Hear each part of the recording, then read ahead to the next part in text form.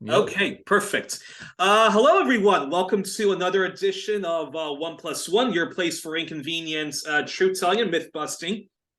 And so honored to have back on the program, we have Professor Anton Treuer of the Ojibwe people of Minnesota on Turtle Island. And he teaches at Bemidji University and is the author of several books like Everything You Want to Know About Indians But Were Afraid to Ask, The Language Warriors Manifesto, The Cultural Toolbox, Traditional Ojibwe Living in the Modern World, Ojibwe in Minnesota, and Ojibwe in Minnesota and Warrior Nation: A History of the Red Lake Ojibwe, amongst many other books that he's that he's written and that he's edited, right? And yes, and it's our special, and it's our yes, it's our Native Lives Matter, all things Indigenous episode, and I'm really looking forward to it. And let's get started. First of all, Professor, thank you so much for coming back on the program. Thanks for having me. Always an honor to speak to you, especially on always an honor to speak to you, especially because one of the reasons why why I love having you on, why I seek out voices like yours, is because I think that the plight of Indigenous people and Indigenous culture is criminally overlooked. There's not many people on the left in North America or in Europe or in Britain or anywhere else that's covering a lot of Indigenous topics. So like I said, it's always an honor to have you on the program. Thank you. So and before I actually get to this first official question I wanted to ask you, since you did a book called Everything You Want to Know About Indians But Were Afraid to Ask, I have to ask this question, which I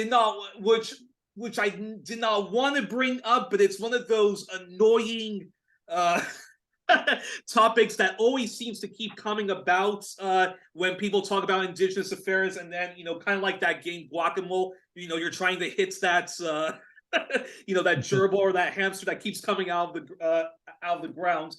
But I have I have to ask you this topic because you can help push back against this very annoying topic that seems to always come about in Indigenous topics, which is this thing called Pretindian.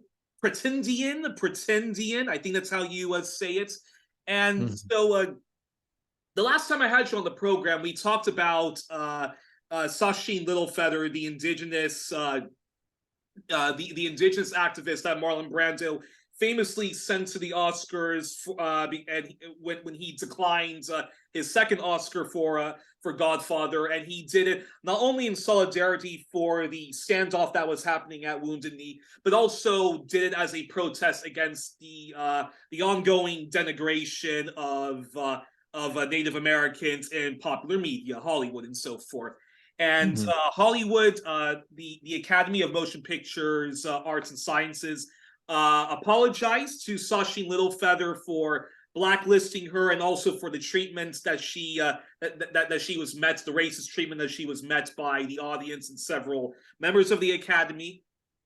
And she sadly recently passed away from breast cancer. And then all of a sudden, this thing in the news came about that apparently she was not a real Indigenous person, and there was this big, controversy. And for the first time, and it's not the first time I've heard this term, pretend Indian, somebody who pretends to be an Indigenous person that apparently for for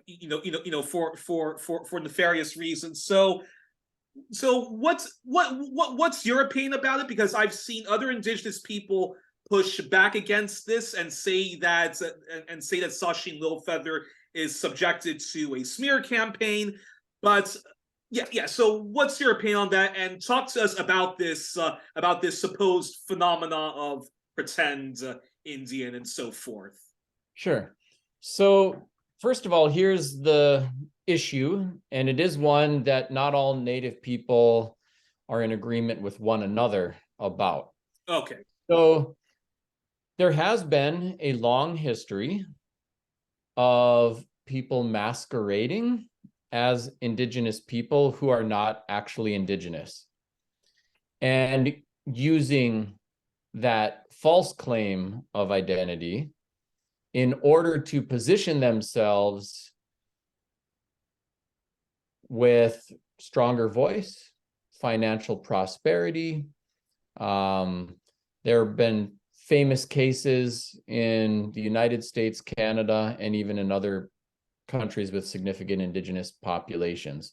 Some have positioned themselves for success in cinema, some in academia, and one of the effects of people who have no Indigenous heritage but are claiming to be Indigenous and representing Indigenous people is that it takes the microphone from those who are authentically Indigenous as the bona fide representatives of their communities, and it serves to further disempower Indigenous voices in the representation of Indigenous people. Even in like public service announcements, there was an Italian actor dressed up as a Native person crying because people are throwing garbage on the highway, and some of it was, sensationalized, of course, but there are Indigenous people who have legitimate issues with regard to this country's environmental policy and practices who would be appropriate spokespeople for that, rather than kind of devaluing even the authenticity of a well-intended message. So those are the initial concerns.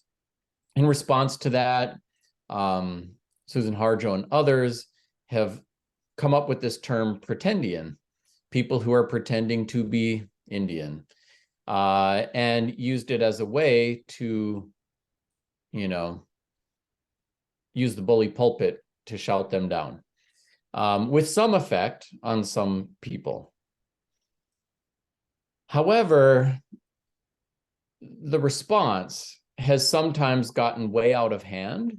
Mm-hmm. And one of the effects have been, right now about 50% of the enrolled Native American citizens of tribes live on reservations. About 70% of the self-identified Native population, live off reservation. There are a lot of people who have genuine Native blood and culture and connection and are even speakers of tribal languages, but are not eligible for tribal citizenship.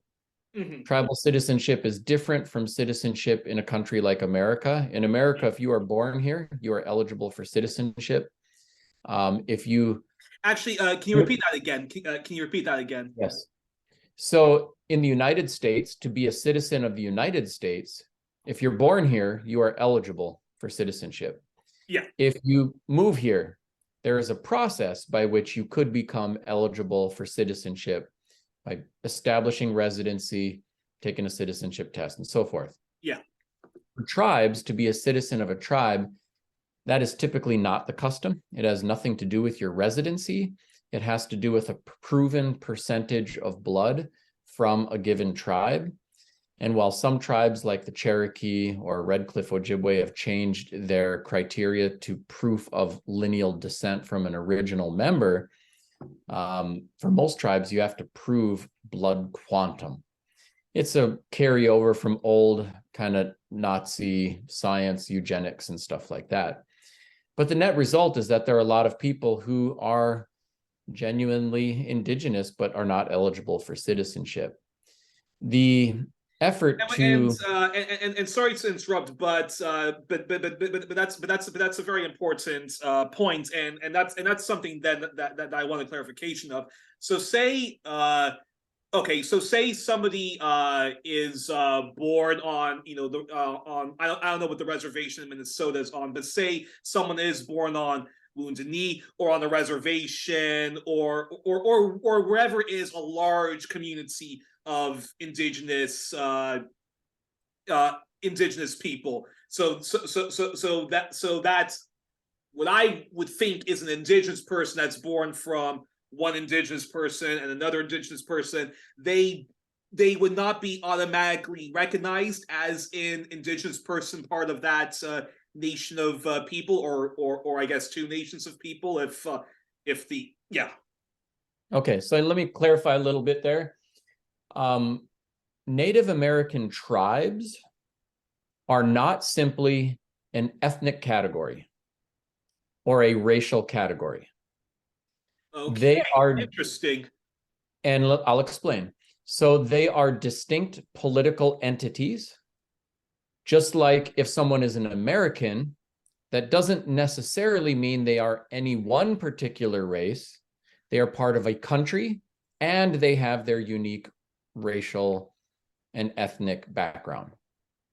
So an American has more than one identity.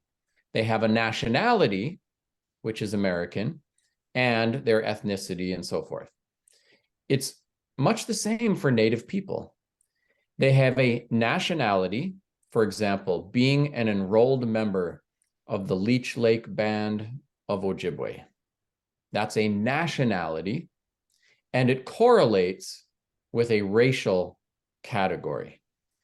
Leech Lake only enrolls people who are Ojibwe from Leech Lake. And they only enroll people who can prove that at least 25% of their blood comes from Leech Lake. It doesn't matter if you're born at Leech Lake. It doesn't matter if you are raised at Leech Lake.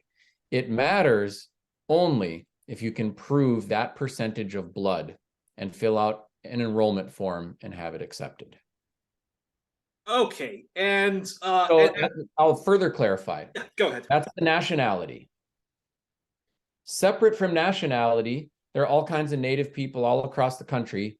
Being accepted by those people is a matter of social acceptance. Just like if someone says they are Black, then if they're accepted by other Black people or rejected by other Black people, that has nothing to do with eligibility for citizenship or something like that.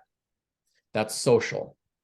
So one of the effects of the pushback against pretendians, people who have no Native blood but are pretending to be Native, is that there are many people who are not eligible for citizenship in a tribe, but do have Native American blood, language, culture, and identity, who are also being subjected to doubt, ridicule, and attack in the pushback against pretendians. And this is one of the downsides to the effort to dethrone the pretendians. I do want Indigenous people to represent Indigenous people, but there are 1/3 of Native people have been adopted and fostered out of our communities. Many have closed, adoption records and don't even know how to reconnect to their birth communities. Others are trying and have found information about where their birth mother or father came from and are trying to reestablish connections. And when they run into someone saying, you have no right to be here, you're not Native, you're a pretendian, then it discourages them from reconnecting to community, seeking healing, being included. And I think the politics of exclusion are very hurtful to many people. Yeah. And it's very difficult for those who are making sincere and worthy efforts to expose people who have no Native heritage and are trying to represent as Indigenous people, to avoid having the movement end up being a fight between Native people about who belongs and who decides. Interesting. And that is one of the things that happens. So, for example, famous case of Elizabeth Warren, who does have Native American blood in her veins, in spite of a white skin, blonde hair, and blue eyes. However, she never owned, explored, or used her legitimate Native ancestry to reconnect and own her identity, it came up as a matter of political expediency as her campaign sought to play identity politics, and it kind of backfired. Yeah. Because she did not have enough Indigenous ancestry to become a bona fide tribal citizen.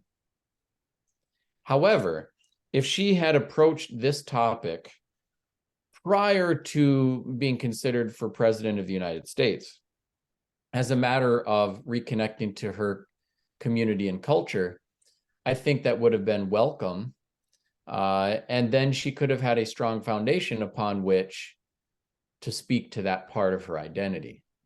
Mm-hmm. But now, if she wants to be an everyday citizen and reconnect with her culture, she will be shamed away from doing that, criticized, doubted, treated with suspicion, seen as an opportunist. And it's not just for people who are at the level of Elizabeth Warren. There are many other people who have been shamed away from reconnecting with their community and culture in the attack on the Pretendians. It's not just Pretendians who get victimized, it's other legitimate Native people who get discouraged from connecting. Your response then to Sacheen Littlefeather, do you think that she's the victim of a smear campaign, or do you think there's some validity to the accusation? I don't know. I feel like I would need to know a little bit more about her ancestry.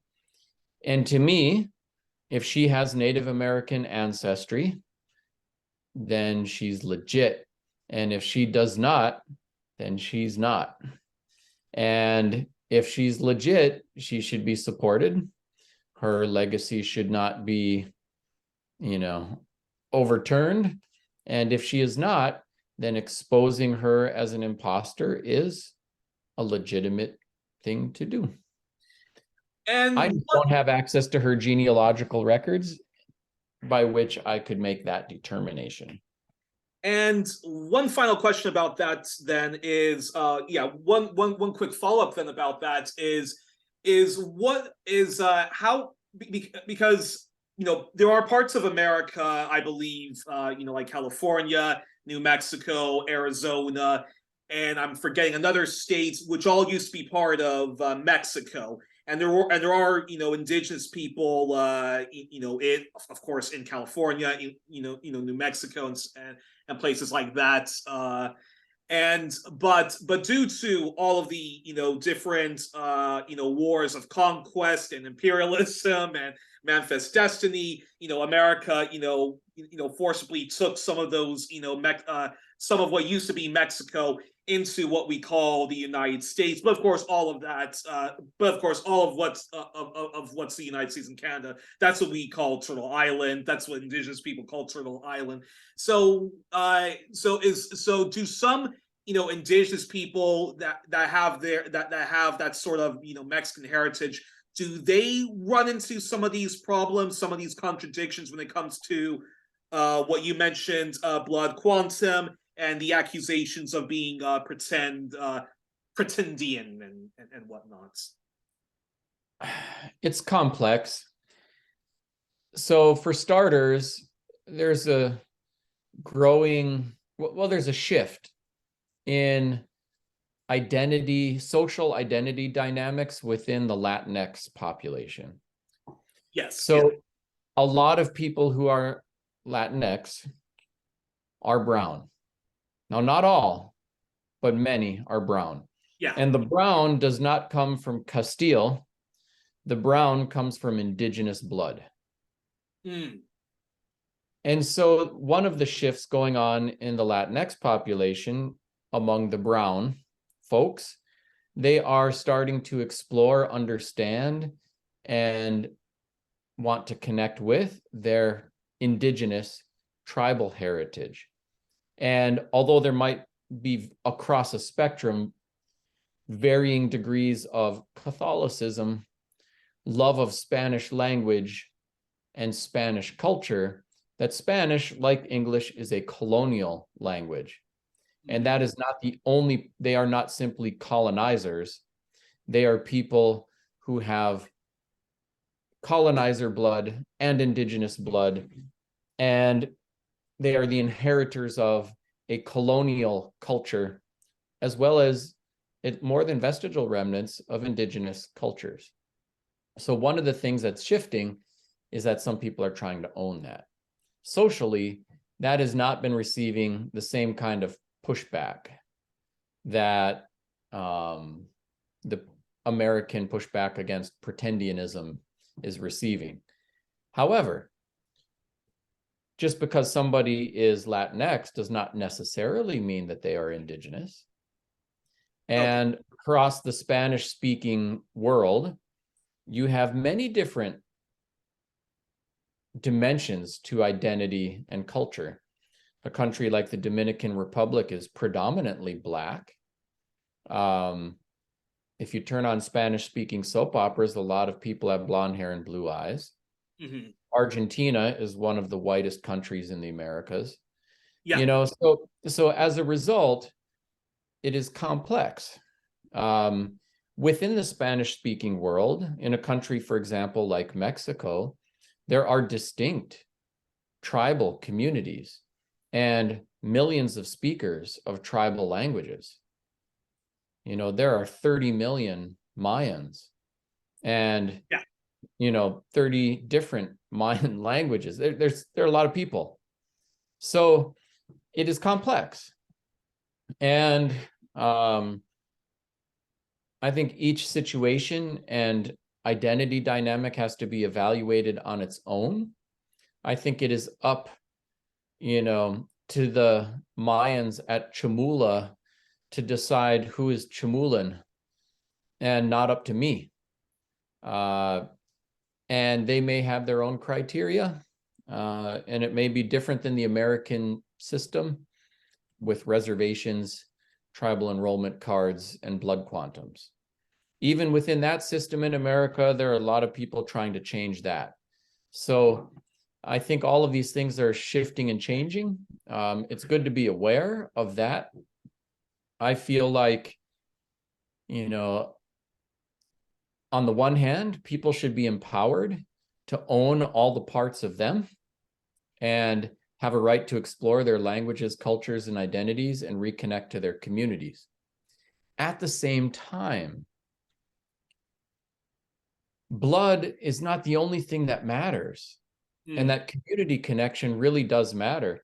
A third of the white people in Minnesota are of German heritage, but they've been here for 3 to 5 generations, might go to Germany, have a nice vacation, but feel at home when they come back to Minnesota. So there is a difference between having 100% German DNA and being a Deutschlander. And the difference is in connection to place, language, culture, customs, and it's like that for all peoples. So there are some tribes that have totally lost their tribal language, and I wouldn't tell them that they are not authentically whatever. Yeah. Right? But it's up to that community to decide, what does it mean to be somebody of this place? Just like it's up to the Germans to decide who's German, you know? And these things are sometimes contentious, shifting and changing. If I were the benevolent dictator, I'd have my own ideas, but I am not. And as a result, I think one of the attributes of sovereignty, which is self-rule, is that tribes should make those decisions for themselves. If I were, you know, in charge, then I would encourage the decision-making to include our values of kindness, inclusion, healing, and so forth. And I think that there would be practical benefits, just like every country that has declining birth rates, like Italy, has declining power on the national stage. And part of what keeps a nation strong and vibrant is the fact that it is growing.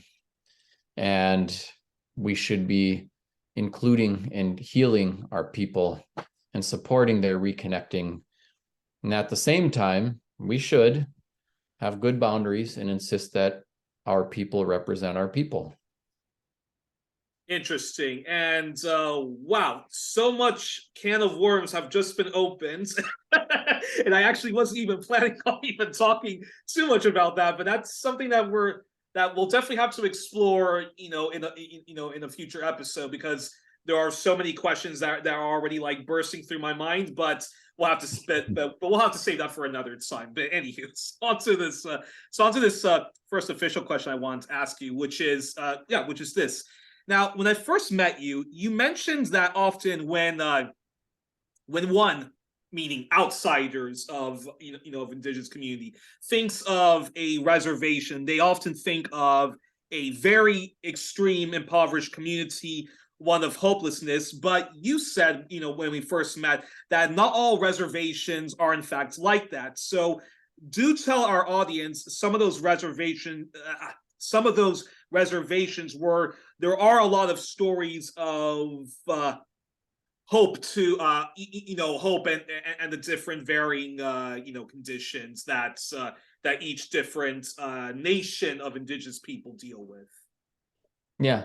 So, the last census showed 10 million Native Americans, and they're not all the same, and they don't all live in the same places, and they don't all live the same way. Yeah. Just like if you took, 10 million white folk in America, chances are they're not all going to have the same economic situation, the same geography, the same careers. There is diversity within the Native population. There are 574 federally recognized tribes, and they're not all in the same situation. There are some very financially successful tribes. The gross economic imprint of tribal businesses is $149 billion per year in the United States. That's no joke. That's plenty of money. But it's, population of 10 million people. That's the size of Switzerland. Wow. Yeah. Population wise. So there's a lot going on. Switzerland, by the way, has 4 official languages, and there are tribes like the Seminole tribe in Florida, which, in addition to gaming, operates the Hard Rock Cafe enterprise. That's an international business, and has a diverse portfolio of tribal businesses. And many tribes do that. The Sault Ste. Marie Band of Chippewa operates 30 different tribal businesses, including an airline. The Mille Lacs Band of Ojibwe operates 3 of the best hotels in the Twin Cities metro, a bank, and so different tribes are in different situations. Some have tremendous success. And then there are also many others that have not had nearly the same level of success. Whole states like South Dakota and Nevada had already legalized gaming and gambling before the advent of tribal gaming. And as a result, tribes will not have a monopoly on gaming industries, which is part of what gave tribes like the Seminole tribe or the Mille Lacs Band of Ojibwe leverage to then move into other business operations. America was content to have natives languish in poverty for all time. Mm-hmm. You got to look, like, before casinos, the tribal unemployment rate was 50%, 50. After casinos, the tribal unemployment rate dropped to 20%. In America, when we had a sustained unemployment rate over 15%, we called it the Great Depression. And we had a wave of interventions: Tennessee Valley Authority, Civilian Conservation Corps, Social Security. Well, the Great Depression for Native people started in the middle of the 1800s, and it has never ended. Yeah, exactly. It has been only through the unique legal status of tribes and their hustle to develop casinos and other things that there's been any significant intervention to alleviate poverty. And even that has had significant success, but has not completely alleviated poverty. It's not like rising tides have lifted all boats. A couple tribes like the Mashantucket Pequot or Shakopee Mdewakanton Sioux community, which have just a few hundred tribal members and big casino operations, have eliminated poverty for their citizenry, those 300 people in their citizenry. But there are 10 million Native Americans. And so the data is complex, where you have this huge economic footprint for tribes and still tremendous poverty. And you would say the same thing about like white people in Appalachia. There's a significant economic footprint. There's big business there, and there's still a lot of people in poverty, all in the same place. So we have to understand all of the variations, nuance, and complexity to the economic conditions of Native people. But there's a lot to learn, and there's a lot of information to make it easier for people to do that. Fascinating. And that's a perfect segue then to this question. And that's something that we're going to have to explore in a future episode, because that's very fascinating what you just said. And that's a perfect segue into this question, which is, recently, there was Thanksgiving Day, or as I prefer to call it, Thanks-taking Day. And then I have to ask, how do you, when I say you, that is you and the family that you raise, but then your community of the Ojibwe people go about this holiday? Is it one where you put aside the deceptions, the false narratives, and even the current terrible state of affairs for Indigenous people, and just celebrates the existing culture that is still here, or is it a day of both, mourning for Indigenous people who have passed, but also a celebration of the fact that we are still here, all of the various, as you say, 400 something recognized tribes, and of course those who aren't even recognized by the federal government. So Right. yeah, so it's a day of both. Respond to that. It means different things to different people. There's a lot to unpack with regard to the history itself, but I'll just offer a couple very simple data points to consider with regard to some of the mythology. So the Pilgrims arrived, 1622. Mm-hmm. There's no evidence of a joint harvest celebration of any kind until 1637. So the idea that natives welcomed the Pilgrims with open arms and then shared the bounty of their harvest, it got them through the first winter, and they lived happily ever after, is mythology. There are some elements of truth. The Wampanoag tried to establish peace with the Pilgrims, but you got to bear in mind, there were 100 million Native people in the Americas at the time of contact, and there were 88 million people in Europe. These were not scattered bands of roaming nomads in the wilderness. All the land was occupied. There was not room for everybody else. Everybody else's arrival was a taking of land, a taking of resources. And it doesn't jive with our mythology about American exceptionalism. Mm-hmm. We want to believe that everyone else coming were just people fleeing religious persecution, coming, finding opportunity and a piece of sweet American apple pie on their Thanksgiving table. Yeah. And it was all star-spangled awesomeness. And this land is your land. This land is my land. But the reality is... We're Song of Woody Guthrie.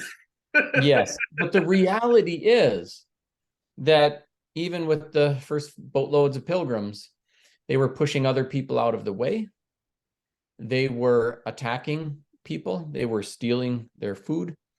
Native people were trying to find ways to deal with it. There were all kinds of conflicts. that the Pilgrims ignited. By the 1675, there were 90 pilgrim towns in New England. And eventually it erupted into conflict. They waged genocidal war against the Pequots, the Narragansetts, and the Wampanoags in an event that the Pilgrims called King Philip's War, a name they gave to one of the Wampanoag chiefs. 5% of the Pilgrim population was killed and 40% of the native population was killed. The Wampanoag chief was decapitated by the Pilgrims. His head was placed on a pike at the village of Plymouth, where it stayed for 20 years. And his wife and children sold into slavery in the West Indies. The first Thanksgiving, it was complicated. Wow. Now, having shared that much, what do we do with it now? And different people handle it in other ways. Some people say it's a day of mourning. Some people say it's a day to remember, reflect, and learn. Some people say cultivating gratitude is a healthy practice, even in light of historical injustice. And I feel a bit of all of those things. By the way, the direct descendants of the Pilgrims and the direct descendants of the Wampanoag gather at Plymouth every Thanksgiving. And they call it a day, they eat together, and they call it a day of remembrance. I think that's kind of interesting. There's an effort to reconcile histories between the literal families who were there.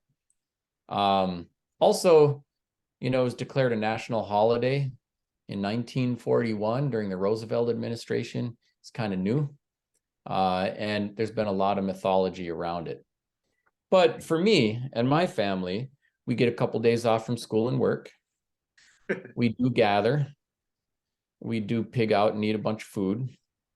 And we do cultivate gratitude, but not with willing blindness to all of the injustice in that historical narrative.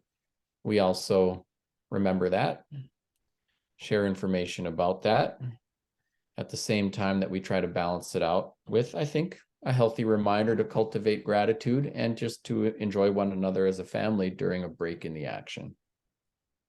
Fascinating. And that leads to this question, which is let's talk about the current state of affairs, which is not all, which unfortunately is not all hunky dory. Certainly not like the mythology that white America has pushed on all of us. Which is what is the federal government doing, if anything, to address the grievances of those who survived and are descendants of those survivors, or those who did not survive, residential schools, and the ongoing tragedy of murdered and missing Indigenous women? And do explain what exactly is the crisis of murdered and missing Indigenous women in the United States, because although there's a lot of similarities between the plight of Native Americans in America and Indigenous people of Canada, there are still distinctions between Canada's crisis of murdered and missing Indigenous women and America's crisis of murdered and missing Indigenous women. Yeah, so there's quite a bit to talk about there. The question being, what is the U.S. government doing? And I think the shortest answer would be not much, but there are some things that are being done.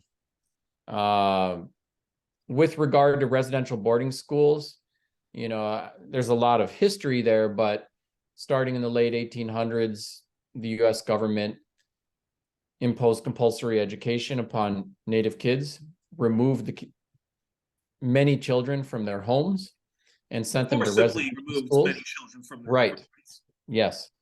Not because of abuse or neglect, but because it was the policy of the government to eradicate tribal languages and cultures.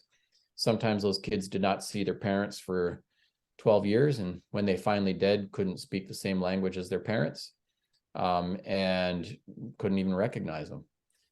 Wow. And the schools kept cemeteries for the children. So schools like Carlisle in Pennsylvania, Haskell, They kept big cemeteries and many children were buried. And I don't know how many of you could imagine sending your kids to school and not getting a body back or not having religious choice over the kind of send-off your kid would have. There were parallel policies in Canada and even in countries like Australia, but as this continued, there have been recent revelations about all of the graves, and in Canada, mass graves. In both the US and Canada, the governments could not build enough schools fast enough to accommodate all of the Native children, so they subcontracted a lot of the work to churches. Yeah. So the US government was violating its own separation of church and state and things like that with the way that they proceeded, forced conversions to Christianity and things like that. So in response to that, I think it would be healthy for us to do something a little closer to what Canada has done, where there was a Truth and Reconciliation Commission, formal investigation, findings, and then restorative justice measures. The US has a hard time owning its history, even admitting that anything bad happened, much less trying to provide some sort of historical remedy. So in Canada, there's a more robust response from the government, new allocations of funding for language and culture revitalization, things like that. But there have been some actions in America with regard to residential boarding schools, mainly with Deb Haaland's administration. There have been formal acknowledgements coming out of her office and an effort to use the Department of the Interior to explore some restorative justice measures. Land parcel repatriations to tribes, joint management of resources for some of the federal lands that are within reservation boundaries and things like that. So those are emerging, fledgling efforts that the next president could dismantle very easily, but that's what's been happening on that front. With regard to missing and murdered Indigenous women, I think there's broad awareness that about 25% of women will be sexually assaulted, of all groups. The sexual assault rate for Native women is 50%, 50. And while most crimes in America are black on black and white on white, crimes of sexual violence directed at Native women are predominantly perpetrated by white men. Wow. In addition to those statistical backdrops, you've seen an explosion in human trafficking, related especially to the drug trade, and that oftentimes you have powerful organizations that are dealing drugs, prostitution, all kinds of things. And the trafficking of humans is part of the operation, and those things are connected to one another. Because tribes are not just ethnic groups, but they are political entities with citizenship, jurisdiction, running their own courts, police, things like that. There are some jurisdictional issues that are especially complex and difficult in tribal space. So, for example, tribal police and tribal legal codes have jurisdiction over tribal members on tribal land. Yeah. They do not have jurisdiction over non-tribal members on tribal land the same way. As a result, if a white man comes onto a reservation and sexually assaults a Native woman, the tribe has no authority to arrest, prosecute, or incarcerate. And as a result, Native women were much, much more vulnerable. There's been an effort to address this in the Violence Against Women Act, which addresses some of the jurisdictional nightmares that Native women have been forced to deal with. And the problem with the VAWA legislation is that it's not comprehensive enough, strong enough, or well-funded, and it requires constant reauthorization by Congress. Mm-hmm. So, as often happens, the political pendulum in DC swings between Democrats and Republicans, depending on who's in charge. If they don't like natives, don't like native sovereignty, think tribes are going to be an impediment to pipelines, then they start holding up authorization of the VAWA legislation to try to pressure tribes into doing other things. And the net result is Native women are less safe. So the US government has done something, VAWA legislation, but has also obstructed its own remedy very often. And some of those, some of the recent efforts have included, stronger, no sunset provisions on some of the VAWA, some parts of the VAWA legislation. It's complex legislation, but there's much more work to be done. And the data still says that Native women are not nearly as safe as other women, and that women are not nearly as safe as men in this country with regard especially to sexual assault and human trafficking. So we got a lot of work to do. Wow. And one quick follow-up, one quick follow-up to that. Isn't some of the sexual assaults that Indigenous people experience, doesn't a lot of that come from say there's some nuclear facility going on, or there's an extraction of precious minerals that's underneath reservation lands and stuff like that? And isn't some of the sexual assaults that happen coming from workers on, say, those pipelines and whatnot? And because they're out of sight, out of mind, that's one of the reasons why because of that, because it's often in these very isolated communities, and then given the fact that, as you mentioned, tribal police aren't allowed to prosecute non-Indigenous people, it reminds me a lot of a lot of these sexual assaults that the U.S. military personnel do in Okinawa and other parts of the world, where the governments of those countries, local government and whatnot, are not allowed to prosecute, the U.S. military. And is that one of the reasons why there is this tragic phenomena of murdered and missing Indigenous women?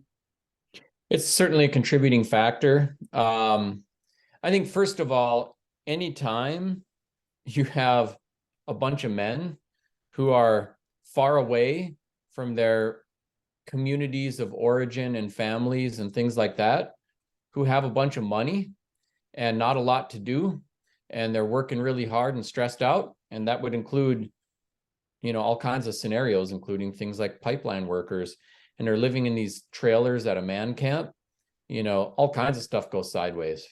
There's a lot of drinking, there's drug use, there's partying, there's fighting. There are people looking for a release, looking for connection to a woman. Those things can take many different forms. So it can be a contributor to sexual assault, demands for prostitution, trafficking, and people who are economically disadvantaged are a lot more vulnerable to not just having, being trafficked, but just being pressured and coerced in all kinds of different ways. And so I think all of those things combine and just render Indigenous people a lot more vulnerable. And how do you assess, you mentioned, that was actually one of my questions, you mentioned Deb Harlan. How do you assess her, how do you assess her record currently, and what she's been doing to try to address many of these grievances and many of these grievances that Indigenous people are dealing with? How do you assess her? Well, first of all, just having a Native person at the highest level of cabinet is a powerful statement and a wonderful role model for Indigenous people. So I think that is awesome. With regard to her administration, it is a slow, lumbering bureaucracy, and getting something moving with the US federal government's like turning a big freight liner in the ocean. It is not simple, especially in the age of obstructionist politics. You haven't seen a compromise. Yeah, Tara Haska has mentioned that many times in interviews I've seen of her. Yep. So that's part of the environment in which she's working. That said, I have seen her take action on land back initiatives, tribal outreach, and communication in ways that we have not seen anyone holding that position ever do before. And it's very encouraging. And there's been some real good that's been happening. So I hope that she stays and is able to accelerate her efforts. And I hope that that'll set a precedent for other people in the position after she's done, to continue those efforts. All right, that means I have to take back that means I need to apologize to Deb Harlan because I was in a very angry mood when Joe Biden was the nominee and whatnot, and I was angry and was saying, Deb Harlan, another Indigenous person. This is just identity politics, and I bet you she's probably going to betray her own people and whatnot. But from what you've I'm a very angry lefty, but from what you've said, it's no, she's trying to do good, but she has a lot on her plate given the just the colonial structure of of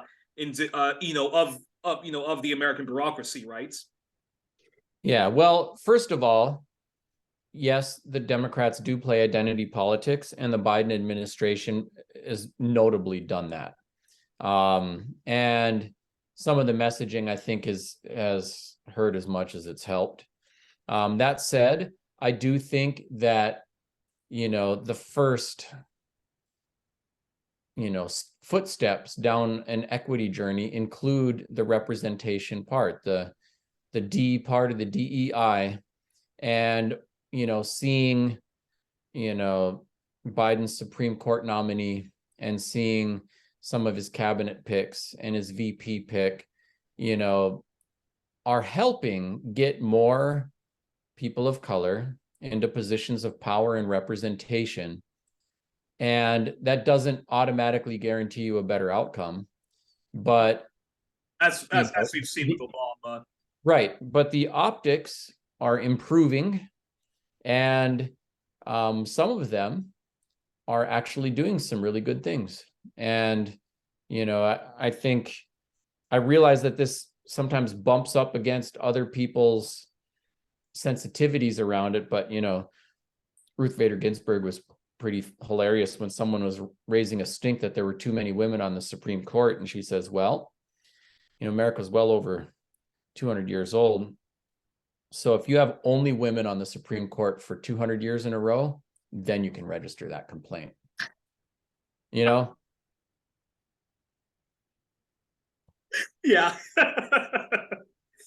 But that's all right. But yes, in the future, I'll make sure to be I'll make sure not to be so hard on Deb Harlan's, given from what you've told me. And the last question I have to ask, because unfortunately we are just out of time, then, is talk about because I also wanted this conversation to be also about celebrating Indigenous culture and stuff like that. I love this. There's this one Native American group. I believe yes. It is in New England, and when they organize Indigenous celebration days, all those counter days to Columbus Day and whatnot, they one of the big posters was "We're still here." And that's something that you've talked to me about before, is that some people, because of ignorance, don't even know that Indigenous people are still here. White America did not wipe us all, and so forth. And I know that I know that part of what you've done has been to teach the language of your people, the Ojibwe people, and you've written many books about it. So I wanted So my final question is, how is that campaign that you've been involved in most of your adult life of teaching Ojibwe people their language and whatnot? How is that going, as well as other forms of Renaissance that that you and others have been trying to do within Indigenous communities, and even nationwide? Mm-hmm. Well, it's an interesting time. The macro demographic shifts around the planet are really, really interesting and troubling in many different ways. So there are 7,000 languages spoken on planet Earth right now. Only 100 are widely taught at colleges and universities. They're even worried about what happens to Swedish. There's a whole country, Sweden, with millions of citizens who speak Swedish, but they all also speak English. And there aren't that many people who are publishing in Swedish, and they're worried about where that puts them, not this year or next decade, but a couple hundred years from now. You know, there's actually legitimate reason for concern. And we're also at a time where like the demography is shifting very fast. So we have 8 billion people. We're on our way to 20 billion. And then it's going to plateau. And the human population is projected not to get bigger than 20 billion. We will see a leveling out in birth rates. Now, getting from here to 20 billion and thinking of what we're going to do to the planet in the process is pretty scary. But once we plateau, Nigeria will be as populous as India. And when you look around, like Germany, 30% of the German citizenry is not born in Germany. And England's got to be pretty close. Likely, we won't have numerous pockets of whiteness. It's going to be some kind of brown soup everywhere. In the long run, looking out hundreds of years, right? Of course, all the divisions and lines and groupings make a really big difference now because these are also fault lines upon which people are oppressed. Now, that said, the other macro dynamic that's very interesting to consider is that once people spread out, even when we are interconnected by television and everything else, like look at the British Empire. People in New Zealand, Australia, England, the United States, we do not all sound the same. And people begin to split, diversify, differentiate, and even new languages could be formed. Especially if there's something more cataclysmic, you know, Yellowstone blows, resets the climate clock, a new pestilence that actually does kill 30% of the planet, or a few of them. And these are all actual possibilities. So looking not right now, but hundreds of years from now, the groups that have a strong footprint and an appealing culture will have an impact on our folks hundreds of years from now. And I do think that Indigenous people have those things. I think that the Ojibwe, among all of the tribes, have a real shot at keeping our language and culture going.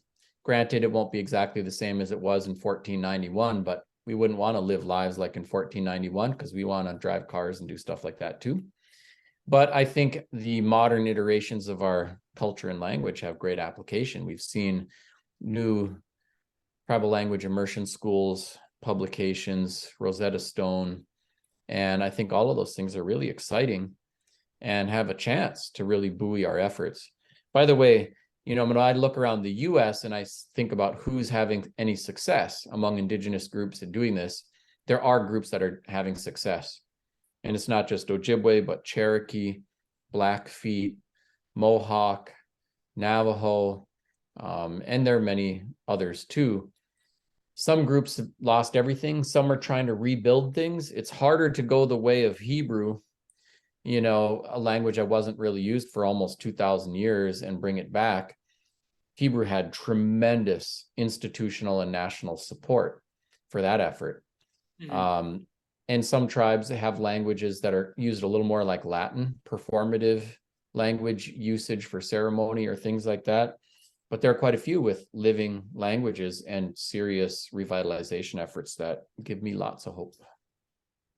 So is it safe to say that I mean, I don't know if I'll live to I doubt I'll live to I doubt I'll live to be 100, but can we expect maybe a couple of decades from now, unless, you know, accidental nuclear war or climate change, you know, completely, you know, devours us all before that, that there will be a great big renaissance then in indigenous languages. Bless you.